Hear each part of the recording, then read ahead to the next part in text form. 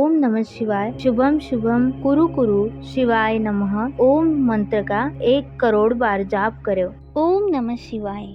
आस्था सागर YouTube channel में आपका स्वागत है। रुद्र संहिता के युद्धखंड का अध्याय 7वां। देवताओं द्वारा शिव स्तवन।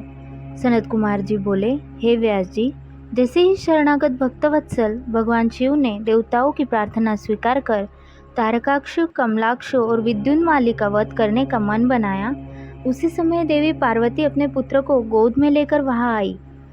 तब जगत जननी माँ जगदम्बा को आता देख ब्रह्मा, विष्णु सहित अन्य देवताओं ने हाथ जोड़कर उन्हें प्रणाम किया। अपने पुत्रों को देख भगवान शिव उन्हें प्यार करने लगे। तब देवी पार्वती भगवान शिव को अपने साथ लेकर अपने भवन के भीतर चली गई। भगवान शिव के इस प्रकार बिना कुछ कहे अपने भवन में चले जाने के कारण सब देवता बहुत दुखी हो गए, परंतु उन्होंने वहीं खड़े रहकर भगवान शिव की प्रतीक्षा करने का निर्णय लिया। उस समय वे दैत्यों के भाग्य की प्रशंसा करने लगे। वे सब देवता वही शिव जी के भवन के द्वार पर खड़े थे। तभी भगवान शिव के गण ने अपने स्वामी के द्वार के सामने भीड़ जमा देखकर उन पर आक्रमण कर दिया। देवता उन अनजान खतरे से संभल न सके और अपने प्राणों की रक्षा के लिए इधर उधर दौड़ने लगे। कई साधु और ऋषिगण गिर पड़े। चारों ओर हाहाकार मच गया। तब भयभीत होकर सब देवता भगवान श्री हरि विष्णु की शरण में गए। देवताओं को समझाते हुए श्री हरि विष्णु ने कहा, देवताओं तथा मुनिगणों, आप लोग क्यों इतना दुखी हो रहे हैं? महान पुरुषों की आराधना करने में दुख तो आते ही है। इन कष्टों को झेलकर ही भक्त की दृढ़ता बढ़ती है और तब वह अपने आराध्य देवों को प्रसन्न कर पाता है। भगवान शिव को समस्त गणों के अध्यक्ष तथा परमेश्वर है। आप सब मिलकर भगवान आशुतोष की प्रसन्नता के लिए ओम नमः शिवाय, शुभम शुभम कुरु कुरु शिवाय नमः ओम मंत्र का 1 करोड़ बार जाप करो।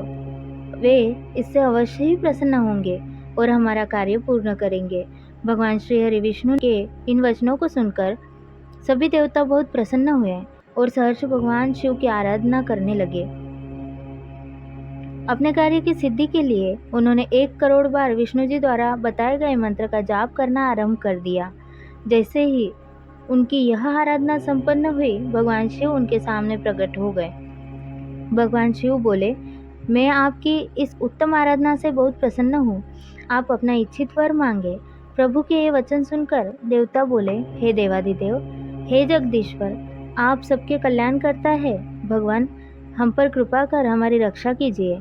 आप त्रिपुर स्वामियों का वध करके हमें भय से मुक्ति दिलाइए। तब भगवान शिव देवताओं की प्रार्थना सुनकर पुनः बोले, हे हरे, हे ब्राह्मण, हे देवगण तथा मुनियों, जैसा आप चाहते हैं वैसा ही होगा। मैं अवश्य ही आपकी आराधना सफल करूंगा। हे विष्णु, आप इस जगत के पालन करता है, इसलिए त्रिपुर विनाश के लिए आप मेरी सहायता करें। मेरे लिए दिव्य रथ, सारथी और धनुष सहित आवश्यक सामग्री की व्यवस्था करें। सनत कुमार जी बोले, मुने, भगवान शिव की इच्छा जानकर सब देवता बहुत प्रसन्न हुए तथा शिव जी के आज्ञानुसार समस्त युद्ध सामग्री की व्यवस्था करने लगे। मुने, देवताओं द्वारा शिव जी को प्रसन्न करने के लिए 1 करोड़ बार जपा गया। यह मंत्र महान पुण्यदायी है। यह शिव जी को तुरंत प्रसन्न करने वाला तथा भक्ति मुक्ति के मार्ग पर ले जाने वाला है। यह मंत्र शिव भक्तों की सभी कामनाओं और इच्छाओं को पूरा करता है। इस मंत्र से धन, यश की प्राप्ति होती है और आयु में वृद्धि होती है। यह निष्काम मनुष्यों के लिए मोक्ष प्राप्ति का साधन है। जो मनुष्य भक्तिभाव और शुद्ध हृदय से इस मंत्र को जपता है, उसकी सभी अभिलाषाएं भक्तवत्सल कल्याणकारी भगवान शिव अवश्य ही पूरी करते हैं। अध्याय 7वां समाप्त। ओम नमः शिवाय।